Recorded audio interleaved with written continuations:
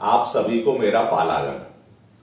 मैं अतुल चतुर्वेदी, फिरोजाबाद निवासी, अपने चतुर्वेदी हेरिटेज की कड़ी में अपने YouTube चैनल पर चतुर्वेदियों की संस्कृति और इतिहास से संबंधित चर्चा में आपके सामने अगली कड़ी लेके प्रस्तुत हूं।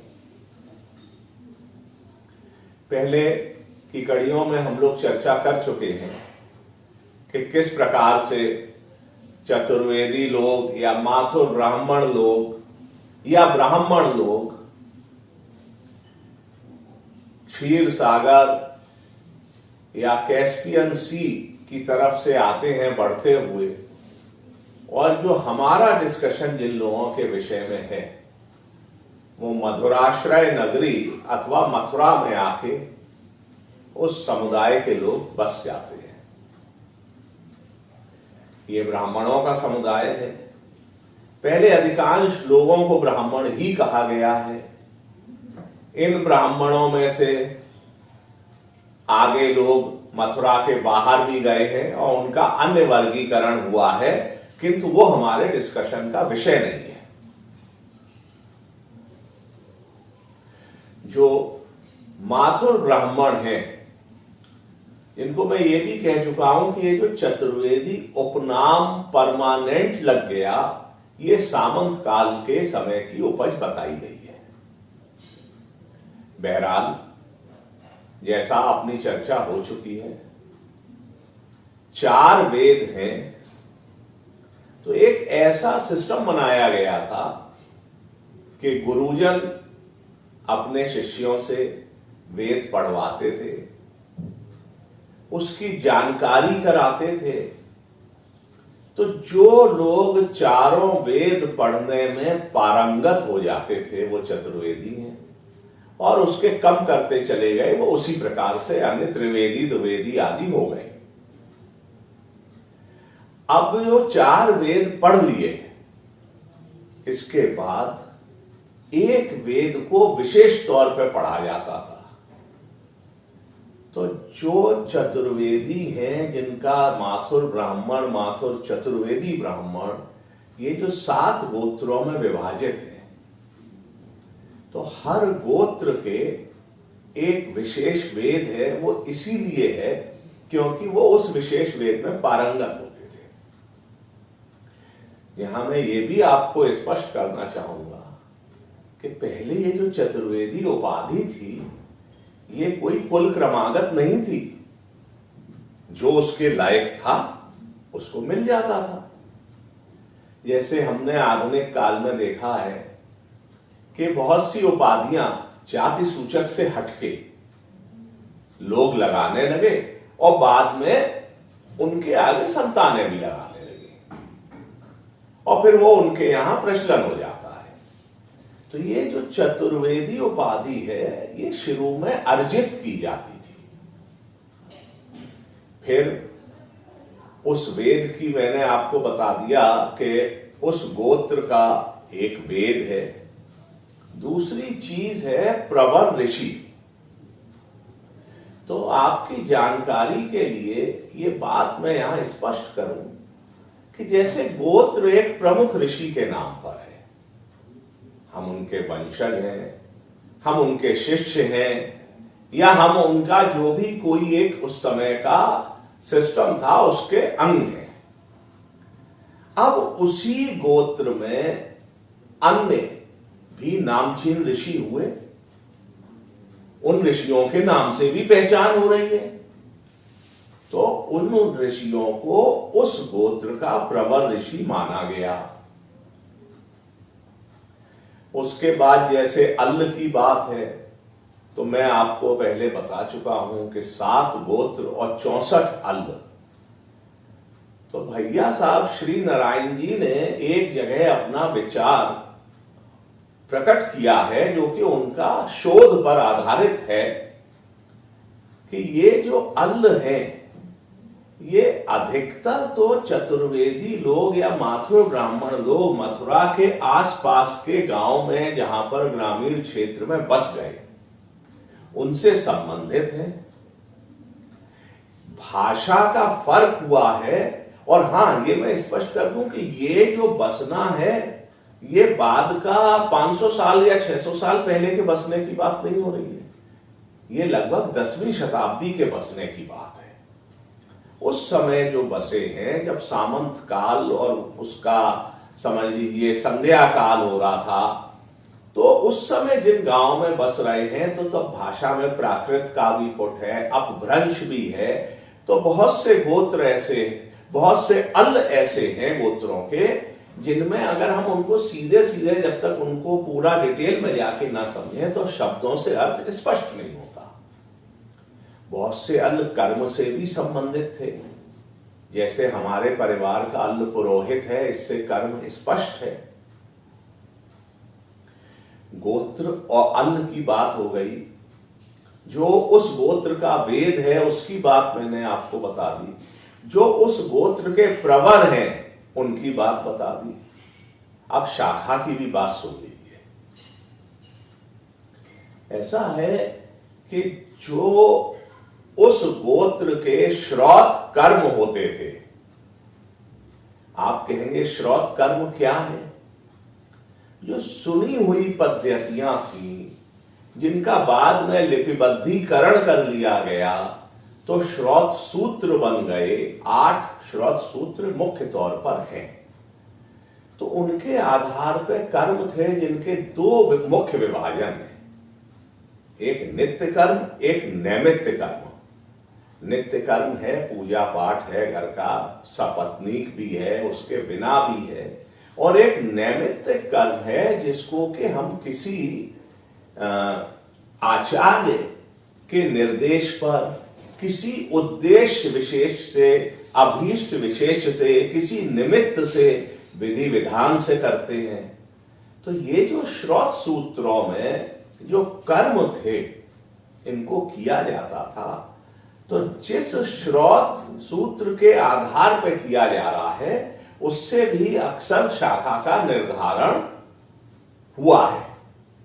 जैसे हमारा गोत्र सौश्रवस है, अल पुरोहित है, वेद ऋग्वेद है, प्रवर विश्वामित्र औदल देवराट हैं, और हमारी शाखा आश्वलायन है। बहुत टेक्निकल बातें हो गई। अब टेक्निकल बातों से जरा चलते हैं इतिहास के किस्सों पर।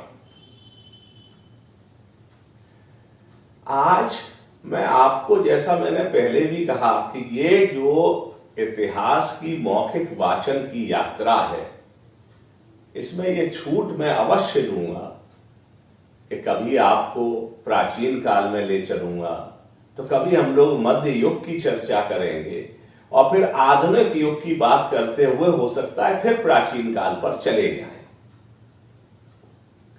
इतिहास एक्चुअली माइथोलॉजी से डेवलप हुआ है, जैसा इतिहास के फादर जो कहे जाते हैं, हेरोडोटस, उन्होंने भी कहा है। लेकिन ये माइथोलॉजी से बढ़ के है। ये नित्य प्रति माइथोलॉजी तो एक हो गई। अब ये जो घटनाक्रम हो रहा है, फिर उसके पीछे क्या कारण था, क्या परिस्थितियां थी, और इतिहास में शोध के और बताने के और अपनी दृष्टि से देखने के कारण बदलते जाते हैं। इसमें इतिहासकार कुछ स्वतंत्रता भी लेता है, कुछ उसकी सीमाएं भी होती हैं, और कुछ वो आधुनिक जो उस समय की उपलब्ध तकनीकी या ज्ञान है, उसकी भी मदद लेता है। मैं भी ऐसा प्रयास कर रहा हूं और आगे भी करूंगा। बहुत सी बातें जो सुनी हुई हैं वो होंगी, बहुत सी बातें जिनको मैंने पढ़ा है और कहीं ना कहीं से ढूंढा है, खोजा है, वो होंगी। बहुत सी बातें होंगी, लेकिन मुख्य तौर पर, जैसा मैंने पहले भी कहा, एक आधार है मेरे घर में जो उपलब्ध कुछ पुराना इतिहास लिखा हुआ है मेरे बुजुर्गों की कृपा से।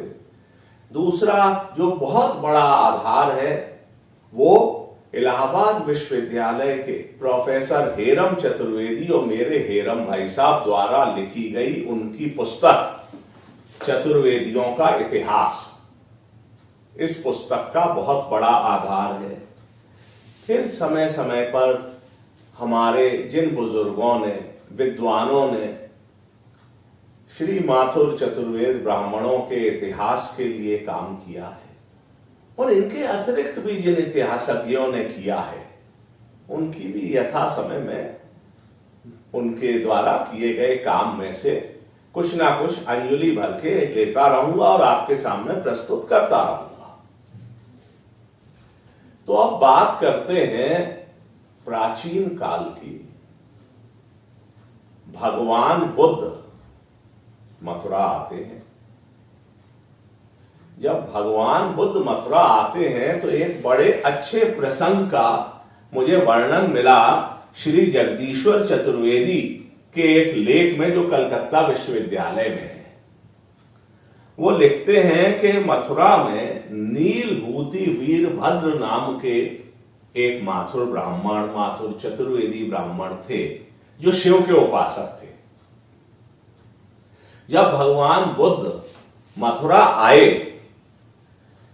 तो इन नीलभूति वीरभद्र ने भगवान बुद्ध को शास्त्रार्थ के लिए बुलाया है। शास्त्रार्थ के लिए कहिए कि एक चुनौती दी है, या उसको आप जिस अर्थ में समझिए, लेकिन भगवान बुद्ध नहीं माने। ये नीलभूति वीरभद्र नगला भूतिया में मथुरा में रहते थे। दूसरा किस्सा भगवान बुद्ध के कुछ बाद के समय का है। आपको ये जान के ताज्जुब होगा कि ये जो बुद्ध धर्म है, इसको भारत में और भारत के बाहर फैलाने का श्रेय हम लोग ने ये तो सुना है कि सम्राट अशोक ने अपने संतानों को भेजा और कई लोगों का, लेकिन आज आपको ये जान के ताज्जुब होगा कि इसमें एक माथुर चतुर्वेद ब्राह्मण का बहुत बड़ा रोल रहा है। ये माथुर चतुर्वेद ब्राह्मण चौबिया पाड़ा के महादेव गली नगला पायसा के निवासी थे। इनको हम सबसे पहला माथुर चतुर्वेद बौद्ध भी कह सकते हैं। इनका नाम था महादेव माथुर। ये जो महादेव माथुर ब्राह्मण माथुर चतुर्वेदी थे, इन पर जगदीश प्रसाद चतुर्वेदी जी जो प्रसिद्ध पत्रकार हुए, उन्होंने एक लेख लिखा था जिसका शीर्षक था बौद्ध काल में क्रांतिकारी विश्वविख्यात आचार्य महादेव माथुर। जगदीश प्रसाद चतुर्वेदी जी के अनुसार सारे संसार में भारत के अतिरिक्त इस धर्म को फैलाने का श्रेय एक तो उपगुप्त जी को है, जो मगध के थे, उनका माथुर ब्राह्मणों से संपर्क मतलब संबंध नहीं है। दूसरे महादेव माथुर चतुर्वेदी ब्राह्मण का है। भगवान बुद्ध की निर्वाण के बाद, देह त्याग के बाद लगभग 100 वर्षों बाद, जो उस समय बौद्ध धर्म था, उसमें कुछ विवाद की स्थितियां उत्पन्न हुई। तो बौद्ध धर्म के प्रचलन के अनुसार एक महासंगीति बुलाई गई। जो महासंगीति बुलाई गई तो उसमें जो हजारों लोग शामिल हुए उनको महासांधिक कहा गया। और ये जो महासांधिक संप्रदाय था, इसके प्रमुख हमारे मथुरा के चौबिया पाड़ा महादेव गली नगला पायसा के रहने वाले माथुर ब्राह्मण, माथुर चतुर्वेदी ब्राह्मण महादेव माथुर जी थे। ये चतुर्वेदियों को, माथुर चतुर्वेदियों को एक गर्व करने का विषय है कि एक धर्म जिसका विश्व में इतना प्रचार हुआ है, उसके प्रचार और प्रसार में एक इंपॉर्टेंट रोल जिन्होंने प्ले किया, वो माथुर ब्राह्मण का भी एक उसमें प्रमुख रोल है। और मैं आपको ये और कह दूं कि कोई विचारधारा समय के साथ चलती है, उसका जो अनुयायी हो जाता है वो उस समय उस विचारधारा का अनुयायी है। उस समय जरूरी नहीं कि वो धर्म है। विचारधारा को धर्म बनने में सदियों का समय लगता है और उसमें बहुत से लोगों का योगदान होता है। बहरहाल ये मैंने आपसे चर्चा की प्राचीन काल की, तो अब एक आधुनिक काल की बात पर आ जाता हूं। आधुनिक काल की बात यह है कि आपको ये मैं बताना चाहूंगा कि हमारे यहां माथुर चतुर्वेदी समुदाय में, माथुर ब्राह्मण समुदाय में, जब अंग्रेजों का शासन काल था तो देखिए जीविकोपार्जन के लिए और प्रतिष्ठित काम करने के लिए लोगों को काम करने थे। उसमें बहुत से लोग ऐसे थे जिन्होंने अंग्रेजों के मातहत काम किया, बहुत से लोग ऐसे थे जिन्होंने बड़े बड़े राजे रजवाड़ों में काम करना पसंद किया, अंग्रेजों के मातहत काम करना पसंद नहीं किया। किंतु जो तीन प्रमुख लोग थे जो हमारे माथुर ब्राह्मण चतुर्वेदी समुदाय में, जिन्होंने आधुनिक काल में, आधुनिक काल से मेरा मतलब है 20वीं सदी के पूर्वार्ध में, नाम बहुत कमाया, ऐसे बहुत लोग हैं, लेकिन तीन लोगों को सर की उपाधि या नाइटहुड की उपाधि मिली थी। ये जो तीन लोग थे, इनके नाम मैं आपको बता दूं। पहले सर रघुनाथ दास हुए इटावा के, दूसरे सर जगदीश प्रसाद मुरादाबाद के या बटेश्वर के कह लीजिए, और तीसरे सर एलपी मिश्रा मैनपुरी के, जो बाद में हिंदुस्तान मोटर्स में थे। एक मैं आपको बात और बता दूं, वो बात यह है कि चतुर्वेदी ब्राह्मण लोग, माथुर चतुर्वेदी ब्राह्मण लोगों ने हमेशा शिक्षा को बहुत महत्व दिया है प्राचीन काल से। ये हम लोगों के ऋषि और प्रवर सबके नामों से स्पष्ट है। आधुनिक काल में भी जैसे मैं आपसे जिक्र कर चुका हूं राय साहब पूरनमल जी फिरोजाबाद वालों का, उनके विषय में मैं आगे और जब चर्चा चलेगी तब बताऊंगा। 20वीं सदी में पढ़ाई पे और जोर ऐसा होने लगा कि माथुर ब्राह्मण, माथुर चतुर्वेदी लोग अपनी संतानों को, या यूं कहें कि बहुत से माथुर चतुर्वेदी लोग शिक्षा को इतना महत्व देने लगे कि उन्होंने विदेश जाके पढ़ने की भी ठान ली। इसमें हमारी जानकारी के अनुसार जो पहला नाम आता है वो 20वीं सदी के पहले दशक में, शुरुआती सालों में सर जगदीश प्रसाद जी पढ़ने गए बाहर इंग्लैंड। उसके बाद 1925 के आसपास भैया साहब श्री नारायण जी बाहर पढ़ने जाते हैं इंग्लैंड। उसके बाद सन 27 के आसपास होलीपुरा वाले बृज किशोर जी, हेरम चतुर्वेदी जी के बाबा, जो बाद में हाई कोर्ट के जज भी बने, वो भी बाहर इंग्लैंड पढ़ने जाते हैं। यहां मजेदार बात यह भी है कि बृज किशोर जी बाहर गए तो थे पीएचडी करने, किंतु उनका जो पीएचडी का टॉपिक था, विषय था, वो अंग्रेज शिक्षकों को और अंग्रेजी सत्ता को पसंद नहीं आया, क्योंकि वो हिंदुस्तानी स्वतंत्रता को इंगित करता था। तब उनके परिवार के एक शुभ चिंतक और जाने माने कानूनविद मनु भाई मेहता जी ने उनको राय दी कि वो वकालत की सोचें, बार में आए। तो बृज किशोर जी ने बार एट लॉ किया है इंग्लैंड से, और फिर वो हिंदुस्तान आके आए हैं। बाद में जब उनके विषय में अलग से चर्चा करेंगे तो बताएंगे कि कैसे वो जज भी बने हैं। उन्होंने बहुत नाम किया, समाज का भी, परिवार का भी, देश का भी। यहां ये बात और महत्वपूर्ण है कि बृज किशोर जी जब इंग्लैंड में थे तो ये भारत से बाहर, भारत की स्वतंत्रता के लिए होने वाले गतिविधियों में भाग लेने लगे, भाषण देने लगे।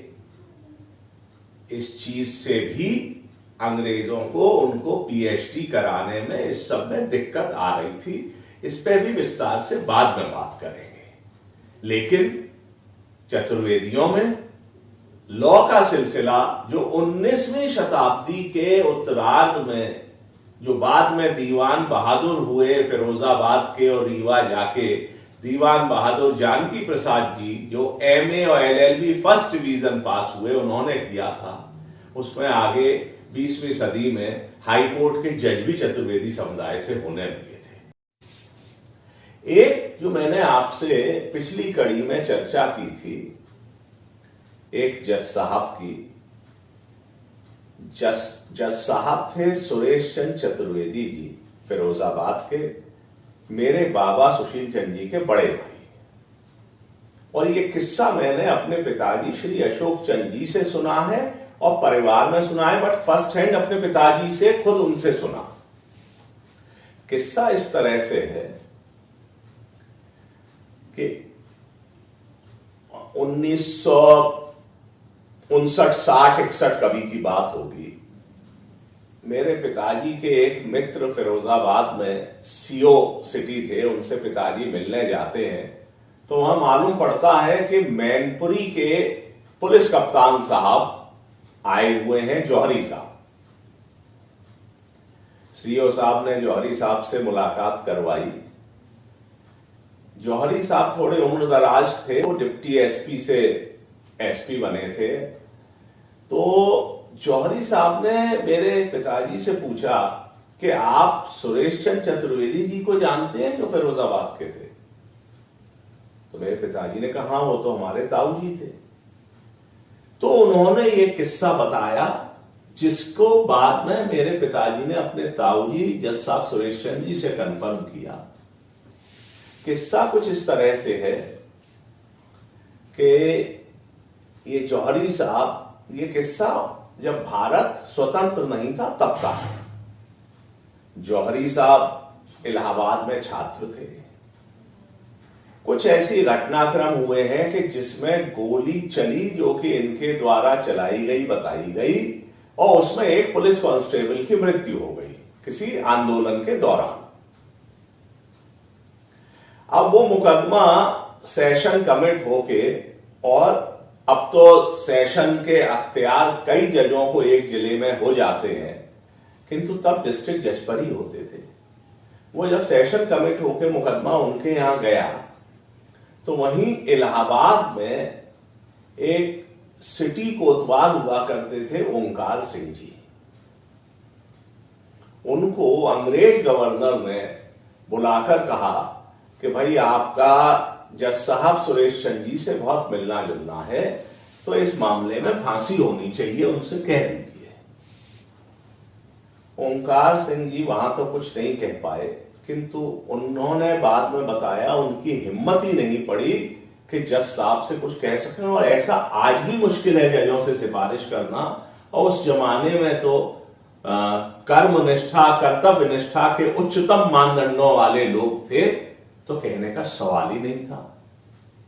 जौहरी साहब बाइज्जत बरी हुए, बाद में पुलिस में आए, और जैसा मैंने बताया कि मेरे पिताजी को ये किस्सा सुनाते सुनाते पिताजी की उम्र रही होगी 20 साल, 21 साल, और जौहरी साहब बुजुर्ग, और उन्होंने मेरे पिताजी के पैर छुए।